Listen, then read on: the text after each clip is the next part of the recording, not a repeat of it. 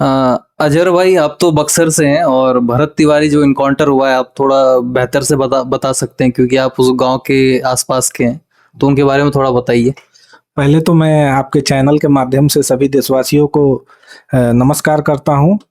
और एक चीज़ पहले बताना चाहता हूँ कि मैं बिहार बक्सर से हूँ और भरत तिवारी जो हैं वो बिहार के बिलौटी एक गांव है, वहाँ से थे। और वो एक साइंस के स्टूडेंट रह चुके हैं जो साइंस से बहुत अच्छा खासा क्वालिफिकेशन प्राप्त किए। और उनके जो पिताजी हैं वो बिहार पुलिस में सर्विस से रिटायर हुए। Yes yes. और जो भी वो लड़का का जो इनकाउंटर हुआ है वो इस आधार पे इनकाउंटर हुआ है क्योंकि वो लड़का एक आज से 4 साल पहले बिहार में ही एक जवनिया गांव था, जमुनिया, हाँ, जो पिछली बार बाढ़ से जी जी ग्रसित जी जी हाँ, जिसमें पवन सिंह भी गए थे यस और जिसमें बड़े बड़े न्यूज एंकर भी गए थे। और वो जो जो जवनिया गांव था वो ऐसा है कि वो पूरा गांव ही गंगा के चपेट में अंदर में समाहित हो गया, हाँ। जिसके चलते सरकार के द्वारा वहां के लोगों को जवानी सॉरी वहां से हटा के जो बाढ़ पीड़ित एरिया है वहां से हटा के उनको दूसरे जगह जमीन दिया गया था। तो जमीन तो दे दिया गया था मगर एक कहावत है ना कि गड्ढे से निकाल के गड्ढे में डालने वाला काम हो गया था। और इंसान को रहने के लिए रोड, सड़क, नाला, पानी की बहुत आवश्यकता होती है, लाइट, बत्ती। वो जो जगह था वो कम से कम 7-8 फीट गड्ढा था। तो ये लड़का का बस यही कहना था कि सरकार मानने से या वहाँ के जो भी कलेक्टर रह चुके हैं, लाइट विभाग से, वो लड़का पढ़ा लिखा था, वो एप्लीकेशन लिख के देता था, बार बार इस चीज के लिए आवाज भी उठाता, गरीबों के लिए लड़ता था। तो पहले तो उसको ये बोला गया कि नहीं, आपका हम सब करा देंगे, आप बहुत अच्छा कार्य कर रहे हो।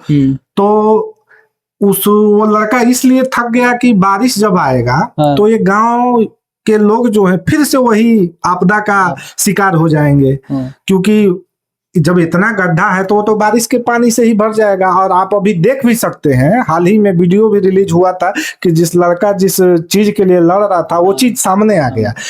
बारिश हुआ, बारिश का पानी यहाँ तक लग गया। एक माँ अपने छोटे से बच्चे को खटोला में बांध के उसके पैर को रस्से से बांध के रखती है कि मेरा बच्चा रात में सोए तो पानी में ना गिर जाए। सांप के डर से पीड़ित जो वहाँ के लोग हैं उनको खाने पीने में, रोड पे जो लाइट नहीं है, रोड नहीं है, यहाँ तक कि वहाँ का जो पानी है उसमें से बालू आ रहा था। पानी अगर वो हम लोग आप पिए तो वो 10 दिन में बीमार हो जाएंगे। तो वो लड़का इसी सब चीजों को बार बार अपने सोशल मीडिया के माध्यम से बता रहा था और वो बताते बताते थक गया था। बस हाँ, एक चीज है कि उसका थोड़ा सा लाइन जो था वो थोड़ा डगमगा गया, उसने वेपन उठा लिया। बस वही गलती है उस लड़के का कि उसने उस चीज को, उस आंदोलन में वेपन का इस्तेमाल किया। लेकिन बाकी वो उसकी भी मजबूरी थी। मगर आज के डेट में क्या बोलते हैं ना कि जो कागजी प्रोसेस है वो इतना स्लो हो गया है कि वो लड़का बहुत मेंटली डिस्टर्ब हो गया। और जबकि वो लड़का एक ही चीज बोलता था कि ना हम उग्रवादी हैं ना आतंकवादी हैं, आप जो भी हैं आप भी सब इस कार्य में हैं। और जिस दिन उसका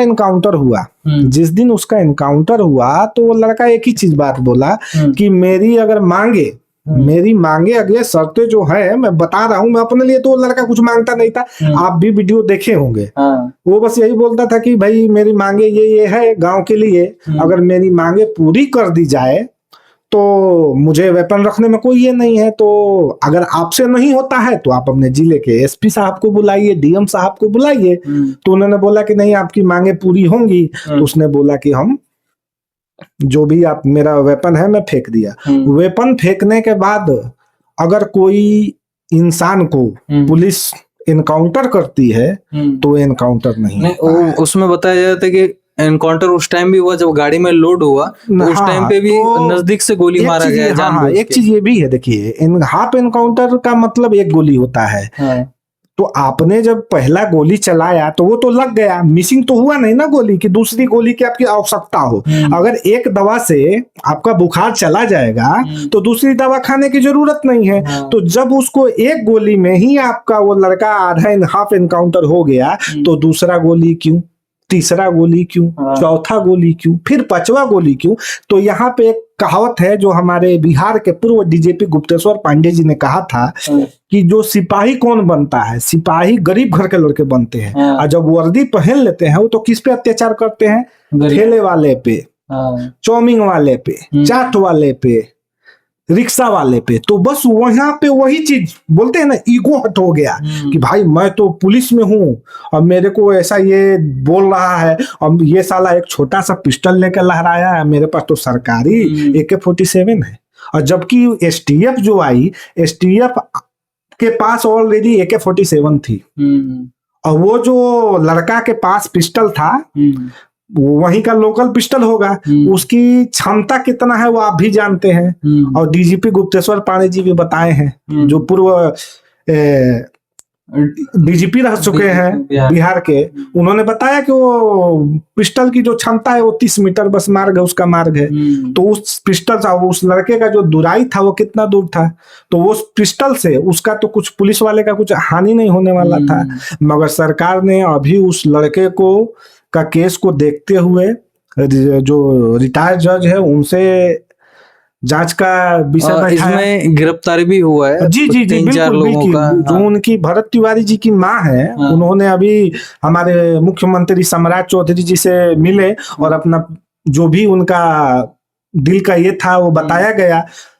तो उन्होंने स्पष्ट जांच लिया, 11 आदमी को अरेस्ट का ये भी आ गया है कोर्ट से। इसमें सबसे बड़ा खुलासा हुआ था कि भरत तिवारी जितने भी पुलिस वाले थे ना, ये लोग का काला चिट्ठा जानते थे। हाँ जी, बिल्कुल बिल्कुल बिल्कुल। अगर आप ही खुद बताइए ना, अगर एक व्यक्ति वो 20-20 दिन, 1-1 महीना थाना में दौड़ रहा है और उसका FIR नहीं हो रहा है, और ये हमारे जो माननीय मंत्री जी हैं सम्राट चौधरी ये भी जानते थे, इसीलिए तो उन्होंने ऑनलाइन FIR का सिस्टम लॉन्च किया कि अब पुलिस का नहीं चलेगा, आप ऑनलाइन भी ये करा सकते हैं। और बच्चे जो पढ़ा लिखा है वो तो जान रहा है कि यहाँ से नहीं होगा तो SP ऑफिस जाऊंगा, वहां से नहीं होगा कोर्ट से कोर्ट जाऊंगा। और जिस व्यक्ति को एप्लीकेशन नहीं लिखने आता है वो इंसान बस थाना चौकी बड़ा बाबू और बस उनके हाथ के नीचे दब जाते हैं। और आजकल के थाना को मैं एक चीज बता देना चाहता हूँ अपने आपके न्यूज के माध्यम से कि थाना किस लिए है। थाना FIR दर्ज करने के लिए है, आपका जो भी घटना स्थल का जायजा लेके कोर्ट में सबमिट करने के लिए है। ये नहीं कि आप कोर्ट बन जाइए कि हाँ तुम्हारे में गलती है उसमें गलती नहीं है, आप थाना को ही न्यायालय बना लीजिए। लेकिन आपने जो ये बोला कि थाना गरीबों के लिए, या मेरा अभी मेरा जो एक्सपीरियंस रहा है थाना में, तो देखा थाना गरीबों के लिए नहीं है। गरीबों का बात वहां दबाया जाता है, उसका FIR नहीं लिखा जाता है, बिल्कुल। और अमीरों का बात सुना जाता है, और उसके ऊपर अमीर यदि बोल देगी इस पे झूठा केस करो तो केस भी हो जाता है। देखिए यही तो सबसे बड़ा थाना का आज के ये में हो गया है। थाना पुलिस जो है वो पब्लिक को नहीं समझ रही है, वो जो है वो पब्लिक को नहीं समझ रही है, वो खुद सरकार हो गई है, वो खुद कोर्ट हो गई है। वो जो छोटे मोटे जो नेता लोग हैं उनके बातों पे चलते, जबकि उनके पास पावर बहुत है, लेकिन वो लोग नेता के चक्कर में आ जाते हैं। छोटे मोटे नेता रहे, इसको अरेस्ट कर लो तो उसको अरेस्ट भी कर लेते हैं। तो देखिए आप क्या करिएगा, आप जाइएगा FIR लिखवाने के लिए, आप गरीब हैं, वो नेता है 20,000 दे देगा, FIR लिखा जाएगा। मगर बोलते हैं ना सत्य की जीत होती है। वो जब ट्रायल कोर्ट में चलता है तो फिर वो 20,000 का जो आप जो दिए हो वो फिर कहाँ जाता है कुछ समझ नहीं आता है, समझे। जैसे आप खुद देख लीजिए यूपी में कितना क्राइम होता था, आज भी कल भी परसों भी, मगर अभी के डेट में जो क्राइम हो रहा है उसका तुरंत घर को ध्वस्त कर दिया जा रहा है। अभी आप बिहार में एक देखे होंगे कि एक तिवारी जी हैं जो शायद कोई मजदूर को बुलाए हैं, उनका कुछ पैसा वैसा लेन देन, अभी उतना हम भी ज्यादा ये नहीं जान रहे हैं, मगर सुनी सुनाई बात कह रहे हैं। तो और उन्होंने उस व्यक्ति को गोली मार दिया तो वो जो समाज था उनके घर पे जाके आग लगा दिया। तो इसमें जो जनता है इसमें जातिवाद नहीं करे, इसमें ये सोचना चाहिए कि ठीक है वो तिवारी जी हैं, मगर वो भी क्यों उसको गोली मारे। अगर उसका घर का इंसान अगर मर गया तो उस जगह पे तो कोई भी भाई आपका घर का क्षति किया तो आपने तो उसका जिंदगी का क्षति कर दिया ना जी। अब दो अगर लड़का है तो उसका परवरिश का क्षति कर दिया आपने। घर आ सकता है, मकान आ सकता है, चौकी आ सकता है, पलंग आ सकता है, मगर जिस व्यक्ति को आप गोली मार दिए, जिससे आपका घर खत्म, उसका परिवार उजड़ गया, वो कहाँ से आ जाएगा? तो इस चीज को समझना चाहिए लोगों को।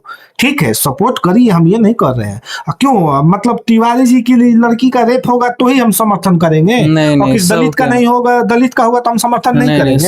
हमको सब में करना है। नारी एक सम्मान होता है, किसी की बेटी हो, बहन हो, भारत माँ के रक्षा में सब जात के लोग लगे हैं, सबका योगदान है। सबको तिरंगा नसीब होता है, हर एक सैनिक को शहीदी नसीब होता है। ठीक है ना? तो ये चीज को कभी भी ये रखना चाहिए कि पहले जातिवाद नहीं करना चाहिए। अभी जातिवाद वाला सिस्टम जो है ना, नॉर्मल लोग नहीं करते, वो नेता लोग करते हैं वोट बैंक के चक्कर। और एक चीज और मैं आपको बता दूंगा, मैं तो बक्सर से हूँ और मेरा जो पहले गांव है वो सारीपुर गांव है। तो मेरे यहाँ भी देखिए अभी इलेक्शन हुआ था तो हमारे गांव के 2 वार्ड पार्षद बने।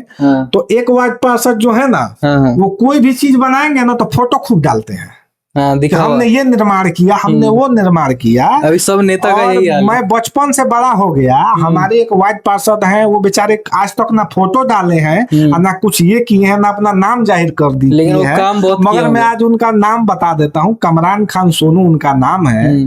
उन्होंने इतना काम किया अपने वार्ड में, जो बोलते हैं ना, रास्ता पे केस था, लोग जमीन नहीं दे रहे थे, उनसे बात करके उस रोड को बनवा डाला, मगर फोटो नहीं डाला।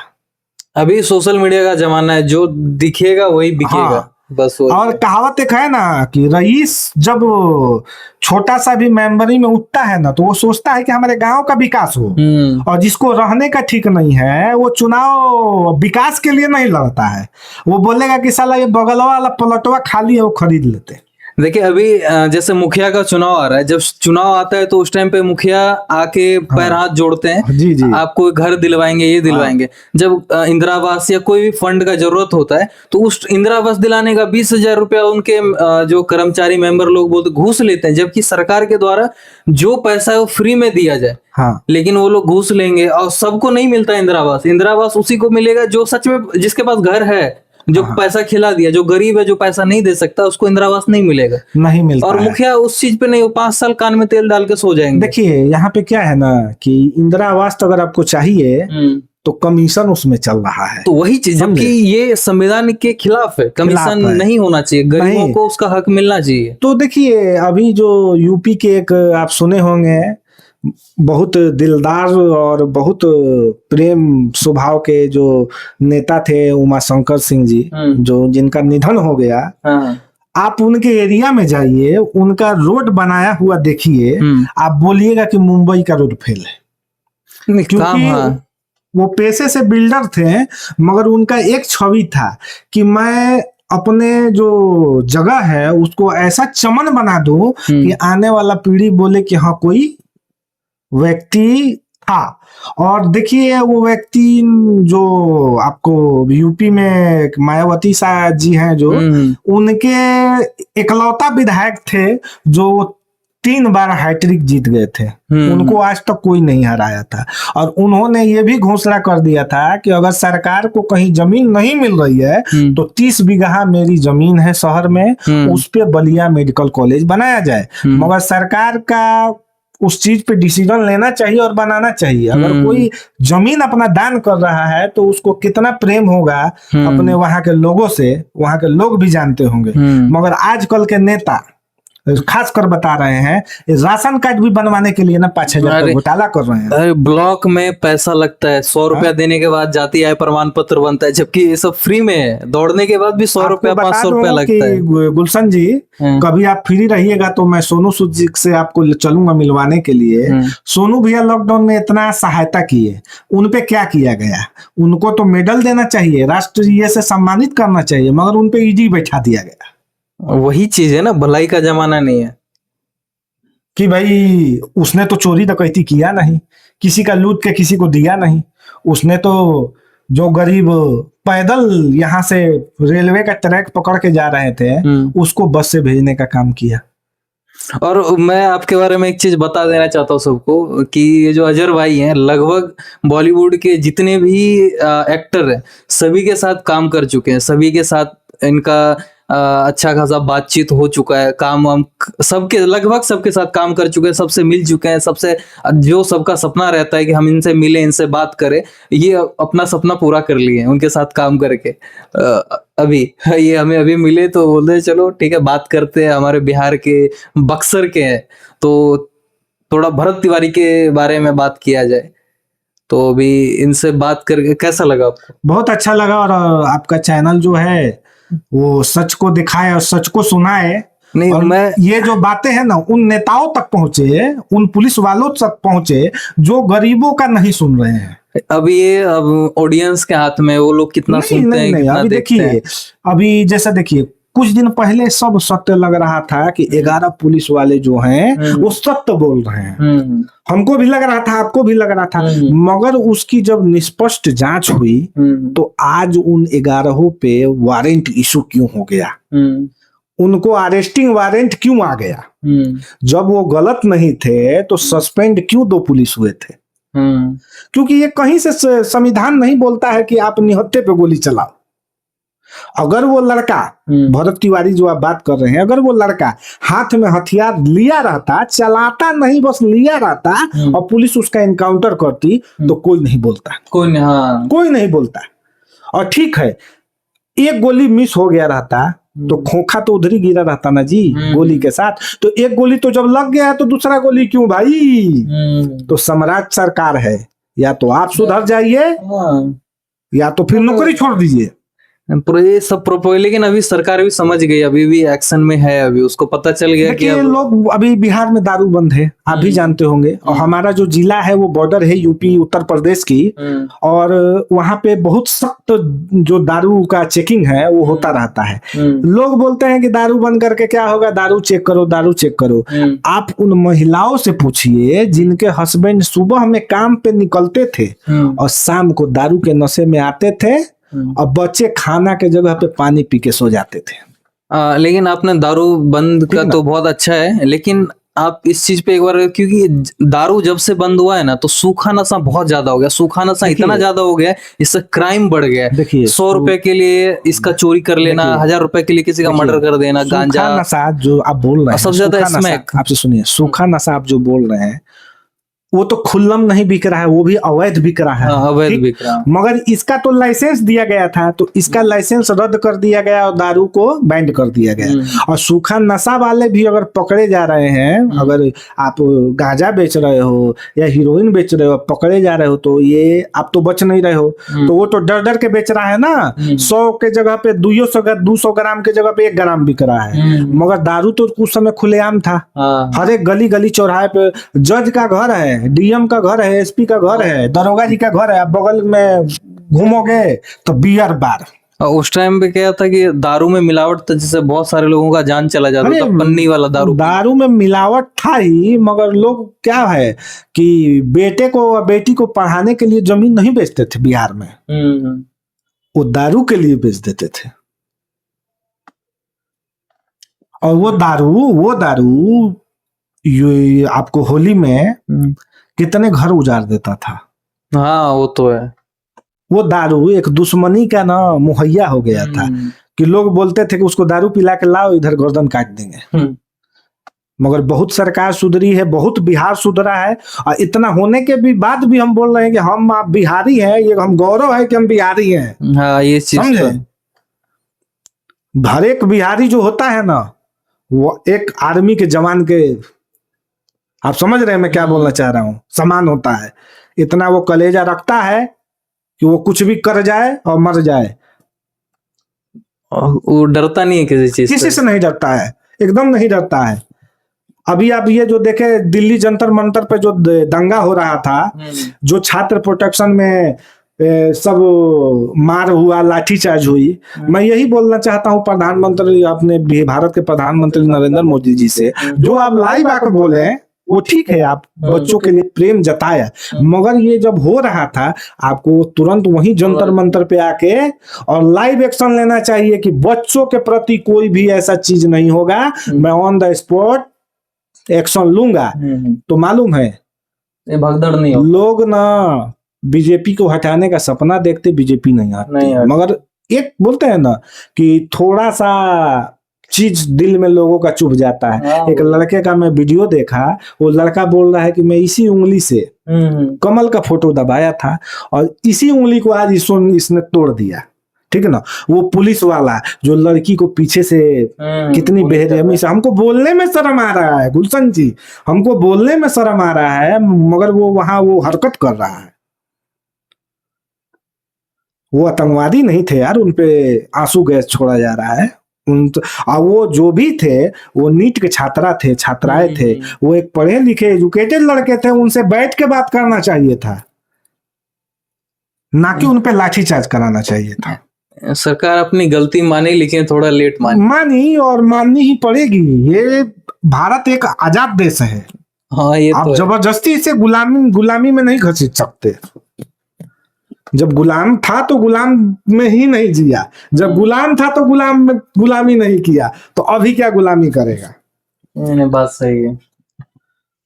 अभी देखिए बिहार में फिर से बाढ़ आने वाली है, और मैं बिहार सरकार से यही बोलना चाहूंगा कि जो भरत तिवारी जिसके लिए लड़ रहे थे, उस चीज को कम से कम उनका मान रख लिया जाए कि जाने वाला सही मर गया बताते बताते, जाने वाला मर गया बताते बताते। ए सरकार सुन लो ये गरीबों की दुख और पीड़ा, मगर सरकार सुनी, मगर अब भरत तिवारी तो आएंगे नहीं, मगर वहां पे भी लोग जाके अपना राजनीति कर रहे हैं, और राजनीति नहीं करना चाहिए। किसी के लाश पे, किसी के माँ के बेटे के लाश पे राजनीति जो कर रहा है, वो चाहे वो किसी धर्म का हो, उससे गिरा और घटिया इंसान नहीं होगा।